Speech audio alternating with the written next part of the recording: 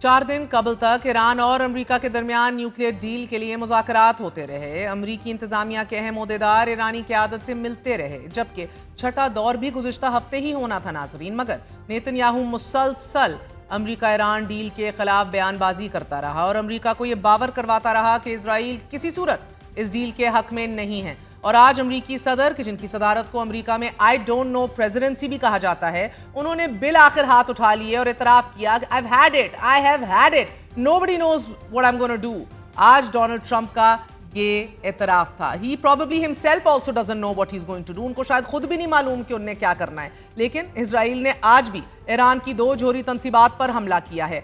IAEA के मुताबिक आज इजराइल ने कराज और तेहरान न्यूक्लियर रिसर्च प्रोजेक्ट्स पर हमला किया है। ईरान मुसलसल मौक़िफ़ अपनाए हुए है कि एनरिचमेंट करना ईरान का हक है। ईरान जो है वो सरेंडर नहीं करेगा, किसी सूरत नहीं करेगा। और साथ ही ईरान का ये मौक़िफ़ भी है कि अमेरिका और ईरान की डील होने लगी थी और इसी वजह से नेतन्याहू ने हमला कर दिया ताकि इस डील को ख़त्म किया जा सके। जबकि ये वाज़ेह रहे कि अमेरिकी सदर ये दावा कर रहे हैं, तवात्तर से कर रहे हैं कि ईरान को डील साइन कर देनी चाहिए थी। बार बार कह रहे हैं कि जो डील मैंने दी थी वो साइन कर देते। What is now being perceived as double gaming and foul play on behalf of Donald Trump. नाज़रीन, आपको आगे मजीद बताते हैं कि none of this is new.